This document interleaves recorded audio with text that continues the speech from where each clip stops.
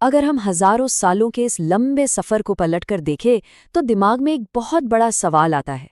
जरा सोचिए, जंगलों में केवल अपना अस्तित्व बचाने के लिए संघर्ष कर रहा एक इंसान आखिर कैसे इतने विशाल शहरी साम्राज्यों और फिर इतने गहरे दार्शनिक विचारों तक पहुंच गया। सच कहूं तो इंसान की ये छलांग किसी चमत्कार या रहस्य से कम नहीं लगती। तो इस सफर को अच्छे से समझने के लिए हमारा आज का रोडमैप कुछ ऐसा रहेगा। हम शुरुआत करेंगे सभ्यता के उदय से, फिर बात करेंगे आर्यों के रहस्य की, इसके बाद हम प्रारंभिक और उत्तर वैदिक काल से होते हुए वैदिक साहित्य की गहराई को समझेंगे और अंत में महाजनपदों और उन नए दार्शनिक विचारों तक पहुंचेंगे जिन्होंने सब कुछ बदल के रख दिया। चलिए पहले भाग से शुरू करते हैं, सभ्यता की शुरुआत और उसका विकास। ये वो दौर था जब न तो कोई शहर थे और न ही सड़कें। इंसान का सीधा सामना बस प्रकृति से था। इस सफर में पाषाण युग में आग की खोज से लेकर मेसोलिथिक काल की छोटी बस्तियों तक का रास्ता काफी लंबा था, पर असली गेम चेंजर जिसे हम कहते हैं ना, वो था नियोलिथिक युग। मेहरगढ़ जैसी जगहों पर हुई कृषि क्रांति ने तो जैसी इतिहास की धारा ही बदल दी। और आपको पता है, यही वो मजबूत आधार था जिसने आगे चलकर 2600 ईसा पूर्व की महान हड़प्पा सभ्यता की नींव रखी। और सिंधु घाटी की इंजीनियरिंग, वो तो आज भी बड़े बड़े इंजीनियरों को हैरान कर देती है। मतलब सोचिए, 90 डिग्री पर एक दूसरे को काटती हुई ग्रिड सिस्टम वाली सड़कें, बेहतरीन जल निकासी व्यवस्था और पक्की ईंटों का शानदार इस्तेमाल।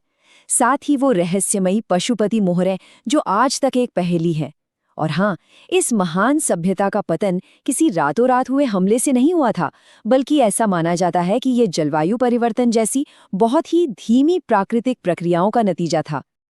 अब आते हैं दूसरे भाग पर, आर्यों का ऐतिहासिक रहस्य। अगर प्राचीन इतिहास में कोई ऐसा विषय है जिस पर सबसे ज्यादा गर्मागर्म बहस होती है तो वो यही है। देखिए, आर्यों की उत्पत्ति को लेकर हमारे पास दो बिल्कुल अलग-अलग वैज्ञानिक और ऐतिहासिक सिद्धांत हैं। पहला है विदेशी प्रवासन का सिद्धांत या फॉरेन माइग्रेशन थ्योरी। ये थ्योरी मुख्य रूप से तुर्की में मिले 1400 ईसा पूर्व के बोगस कोई अभिलेख और कई भाषाई समानताओं का हवाला देती है, जहां वैदिक देवताओं का जिक्र है। वहीं दूसरी तरफ है स्वदेशी निरंतरता का सिद्धांत यानी इंडिजिनस कॉन्टिन्यूटी थ्योरी। ये थ्योरी बागौर में मिले 9000 से 4000 ईसा पूर्व के घोड़ों के प्राचीन अवशेषों और आधुनिक डीएनए रिसर्च को अपना आधार बनाती है, जो 99% जैविक निरंतरता दिखाती है। तो दिलचस्प बात यह है कि इतिहास के पन्नों में दोनों ही दृष्टिकोणों के अपने अपने बहुत ही ठोस तर्क मौजूद हैं। आगे बढ़ते हैं तीसरे भाग की ओर, प्रारंभिक वैदिक काल, जो 1500 से 1000 ईसा पूर्व का समय था। अब उत्पत्ति का सिद्धांत चाहे जो भी सही हो, पर यह तो पक्का है कि इसी दौर ने भारत की सांस्कृतिक और सामाजिक नींव को मजबूती से रखा। जरा एक मिनट के लिए कल्पना कीजिए, एक ऐसा समाज जहां जमीन या सोना चांदी नहीं बल्कि गायें ही धन का सबसे बड़ा पैमाना थी। है ना हैरानी की बात? उस समय लोग किसी स्थायी साम्राज्य या जमीन के टुकड़े के लिए युद्ध नहीं करते थे, बल्कि उनका मुख्य लक्ष्य पशुधन हासिल करना होता था। और इसी वजह से गायों के लिए लड़े जाने वाले इन युद्धों या संघर्षों को गविष्टि कहा जाता था। और इससे भी ज्यादा हैरानी की बात यह है कि ये शुरुआती कबीले काफी हद तक समानतावादी थे। ये लोग जन नामक पहचान से जुड़े थे और अपने राजा को, जिसे वे राजन कहते थे, पूरी तरह से जवाबदेह रखते थे। उस समय सभा और समिति जैसी बहुत ही सक्रिय परिषदें काम करती थी। और सबसे शानदार बात बताऊं, इन परिषदों में महिलाओं की भी समान रूप से भागीदारी होती थी। सच में ये हमारे शुरुआती लोकतांत्रिक आदर्शों की एक बहुत ही बेहतरीन झलक है। चलिए अब चौथे भाग पर आते हैं, वैदिक साहित्य की गहराई। अगर हमें इस युग की बौद्धिक उपलब्धियों को सच में समझना है तो हमें उन ग्रंथों को देखना होगा जिन्होंने उनके पूरे नजरिए को सहेज कर रखा है।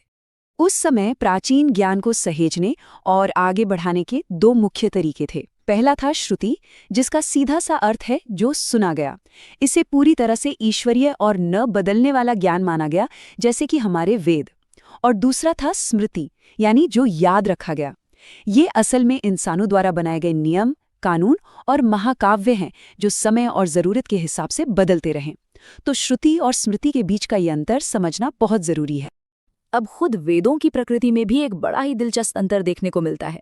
एक तरफ हमारे पास वेद त्रयी है, यानी ऋग्वेद, यजुर्वेद और सामवेद, जो पूरी तरह से देवी देवताओं, भव्य यज्ञों और संगीत पर केंद्रित थे। लेकिन दूसरी तरफ अथर्ववेद का अंदाज बिल्कुल अलग था। ये सीधे तौर पर एक आम आदमी के रोजमर्रा के जीवन, उसकी बीमारियां, चिकित्सा, कृषि और यहाँ तक कि जादू टोने से भी जुड़ा हुआ था। बिल्कुल ग्राउंड लेवल की बातें। आगे चलते हैं भाग 5 पर, उत्तर वैदिक काल में आए बदलाव। 1000 से 600 ईसा पूर्व के बीच जैसे जैसे लोग आगे बढ़कर गंगा यमुना के मैदानों तक फैले, समाज में कुछ बहुत गहरे और बड़े बदलाव आने शुरू हो गए। इस दौर में सबसे बड़ा गेम चेंजर साबित हुआ लोहा। जी हाँ, लोहे की खोज ने सब कुछ पलट कर रख दिया। जंगलों को साफ करके बड़े पैमाने पर खेती शुरू हो गई और वो जो पुराना पशुपालन वाला सिस्टम था वो पीछे छूट गया। इसका असर समाज पर भी पड़ा। जो समाज पहले एकदम लचीला और समानतावादी था, वो अब एक बहुत ही कठोर वर्ण व्यवस्था में बदल गया। और राजनीति की बात करें तो वो कबीलाई राजा जो कभी अपने लोगों के प्रति जवाबदेह होता था, अब वो एक बेहद शक्तिशाली और वंशानुगत सम्राट बनकर बैठ गया। और यही हमें लाता है हमारे छठे और आखिरी भाग पर, महाजनपद और नए दार्शनिक विचार। उत्तर वैदिक काल की इसी कठोरता और सामाजिक उलझनों ने 600 ईसा पूर्व के आसपास एक बहुत बड़ी राजनीतिक और बौद्धिक क्रांति को जन्म दिया। जैसे जैसे शहरीकरण बढ़ा और व्यापार का विस्तार हुआ, पूरे भारतीय उपमहाद्वीप में 16 बड़े महाजनपद या यूं कहें कि महान साम्राज्य उभरकर सामने आए। इनमें काशी, कोसल और अवंती जैसे कई नए शक्ति केंद्र शामिल थे। लेकिन अपने बेहतरीन कृषि संसाधनों और बहुत ही रणनीतिक स्थिति के चलते मगध साम्राज्य इन सब में सबसे ऊपर उठा और एक सर्वोच्च शक्ति बन गया। अब एक तरफ समाज में जटिल कर्मकांड बढ़ रहे थे, तो उसी के जवाब में सिद्धार्थ गौतम यानी महात्मा बुद्ध ने एक बहुत ही सरल मध्यम मार्ग दुनिया के सामने रखा। उनका ये दर्शन 4 आर्य सत्यों पर टिका था कि इस संसार में दुख है, उस दुख का कोई ना कोई कारण है, उस दुख को खत्म किया जा सकता है और इसे अष्टांगिक मार्ग पर चल के हासिल किया जा सकता है।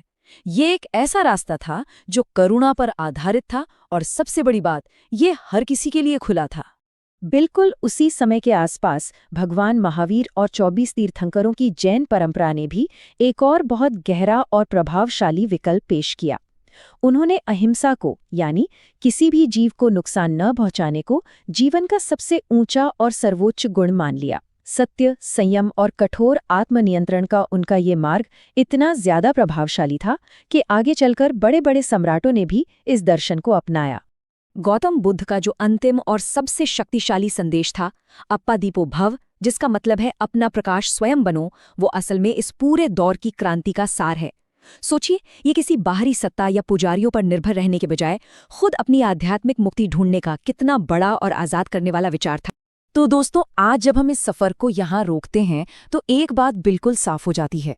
प्राचीन काल में एक बहुत ही कठोर सामाजिक व्यवस्था से निकलकर इन मुक्तिदायी दार्शनिक विचारों तक पहुंचने का वो सफर आज भी हमारे लिए उतना ही प्रासंगिक है।